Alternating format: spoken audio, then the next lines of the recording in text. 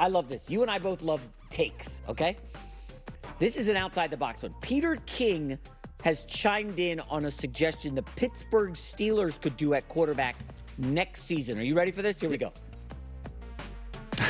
If I were the Pittsburgh Steelers, knowing that I've got Cam Hayward, TJ Watt, I got guys on defense with their expiration dates not long in the future, and I would want to come in and try to get a quarterback who could make me competitive with Baltimore and Cincinnati in 2025. And that guy to me would be Aaron Rodgers. That is juicy stuff. You're not as intrigued? I think Aaron's going to have a market. I think he should stay in New York. I don't think Aaron should be a bounce around the league guy. That's where he is, my friend. Brett Favre was a bounce around the league guy. Until he got to the perfect spot. He got to a really good spot in Minneapolis with the Vikings had some real good players. I got Devontae Adams, my friend. I got a place there. I've got teammates I like. I've got a really good defense. They don't want you. No, they don't. The Jets don't want him there, man. That feels like a leap. I don't know if that's true. Garrett Wilson was on record. Well, I don't know if he's on record, but there was a lot of chatter that Garrett Wilson was like, get me out of here. Okay? Sauce Gardner, look at some of the social media stuff from him and DJ Reed. Like, Rodgers rubbed people the wrong way, just like he did in Green Bay. Well, he's going to do it in Pittsburgh, too. That's fine. Just do it in another locker room, not the Jets. I don't know. How do you think he would fare in that division? That's a tough division. I think Aaron at this point is about the 15th best quarterback in the league, and I think he would fare the same in virtually every situation. There's no place he's going to win the Super Bowl, and there's no place he's going to go, 0-17. I think you're going to be looking at a guy in a really good situation. He could win 9 games. In a bad one, it's the Jets. He wins 4 or 5. Okay. Let's talk about this.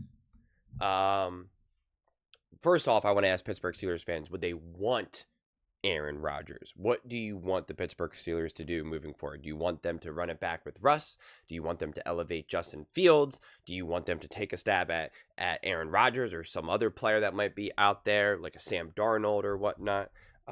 Because before people jump on Aaron Rodgers, let's compare Aaron Rodgers to Patrick Mahomes just this season. This is why stats can be crazy. Aaron Rodgers has a passer rating of 90, Mahomes 93. That's pretty much, a wash. Turnover worthy plays, Aaron Rodgers has only 12, Patrick Mahomes has 15. Interceptions, they both have 11. Big time throws, so big time throws, it sounds what it sounds like. Aaron Rodgers 26, Patrick Mahomes only 18. Aaron Rodgers has 28 touchdowns, Patrick Mahomes has only 26. Aaron Rodgers 6.7 yards per attempt, Patrick Mahomes 6.8, and then yards, Aaron Rodgers has 3,897 yards, Patrick Mahomes has 3,928. So that's pretty neck and neck. Now, to be clear, I think Patrick Mahomes is a significantly better quarterback, and I will take Patrick Mahomes over Aaron Rodgers any day of the week. In both of their primes, quite frankly.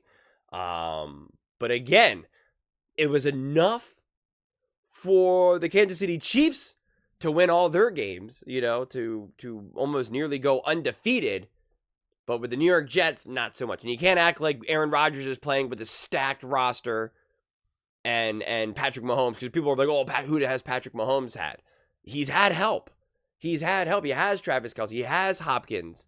Right, like he has Andy Reid. Aaron Rodgers has Nathaniel Hackett.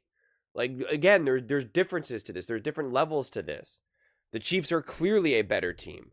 We're not going to act like if you put Patrick Mahomes on the New York Jets that now they would be going undefeated. Like, come on, we know that that's not true. We know that. So. And again, that's why you got to be careful with numbers. That's why it always falls on deaf ears when people say, look how much better this quarterback is than this quarterback, or look how bad this quarterback is, and you just look at the numbers and nothing else. It's like, that's not the true story. Because again, under this logic, you can make the argument that Aaron Rodgers is a better quarterback than Patrick Mahomes right now. You could make that argument. I'm not making that argument. So for any Kansas City Chiefs Mahomes fans watching this, I'm not making that argument. I literally said at the beginning of the video that I would take Patrick Mahomes every single day of the week in both of their primes. All right? Patrick Mahomes is a better quarterback than Aaron Rodgers at both their peaks. So that's where I'm at with all of this. So it's tough. It's tough. It depends on what you want the Steelers to be able to do. Because Peter King mentioned some of those players. Those players want to win. Those players want to win a Super Bowl. Do you think Aaron Rodgers is going to be able to elevate this team to the ability to make a Super Bowl or win a Super Bowl? If yes, well then yeah, you get him. If not, well then you know what, man, you got to do something. You got to get another quarterback. I mean, you got to make some decisions here. Unless you do just want to be a team that just keeps winning 10, 11, 12 games, gets bounced in the playoffs. Yeah, they're competitive. Yeah, there's no losing record. Yeah, there's something to cheer about. You have the sense as a fan that, hey, we can win this game. Like even going up against the Ravens in the playoffs this weekend, there's still a sense of like, hey, we play the Ravens pretty well. We can slow down Lamar. Like you still feel like there's like kind of a chance to win. Even though they're not favored, the Ravens are favored by 9.5. You still have a sense we can do this. We can do this.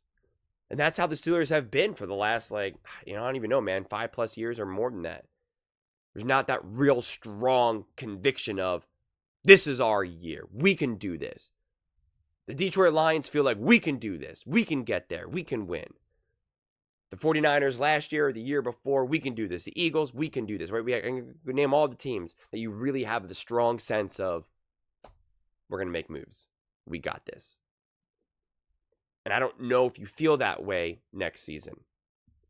If Russ balls out against the Ravens and leads the Steelers to a victory, it's like, well, then no, what are we talking about here? But if the Steelers continue the trajectory that they're on, that they've been for the last 3 or 4 games, however many games it is, yeah, you're going to start to, 1 minute everyone was talking about Russ signing another big deal. The next minute, and being the quarterback for the next 3 years, and the next minute they're kind of like, maybe we'll start Justin Fields. Like things change quickly. Same thing happened with Sam Darnold. 1 minute he's in the MVP conversation. People are talking about Sam Darnold getting a big contract. He has a rough game against the Lions, and it's like, maybe we'll move on from him and start J.J. McCarthy next year. Like this stuff happens quickly. 1 minute, Aaron Rodgers is waving a flag, right? Having I forget the band that was playing, whatever it was. Thunderstrike, whatever it is. I keep wanting to say ZZ Top. I don't think it's ZZ Top. Whoever the heck it is. And the next minute, you're a shell of who you were. Winning MVPs with Green Bay. Now struggling to get by with the New York Jets. Can't even sniff a playoff spot. So... AC/DC, that's who it is. I knew that. But yeah, I think I'm all for being aggressive. I like aggressive moves. The teams that I want, that I see that I like, I always respect when they're aggressive. Whether it's right or wrong, I always talk about this. Whether it's the right move or the wrong move is irrelevant to me. You got to be proactive. You got to make moves. The Dallas Cowboys, what moves did they make last season? This last offseason? They got Ezekiel Elliott. Okay, and they kept Mike McCarthy. And what happened to them? They went nowhere. What did the Philadelphia Eagles do? They fired both their coordinators. They went out and paid for Saquon Barkley, a move that people were not happy about. They said Fangio is not a good defensive coordinator. The Miami Dolphins couldn't get rid of him fast enough. Kellen Moore, he's been fired multiple times. And what happened? The Eagles completely turned around and completely bounced back from last season. Completely. Like, fortune favors the bold, man.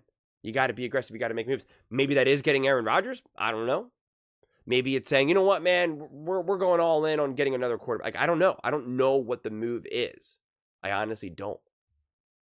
But you do got to be aggressive.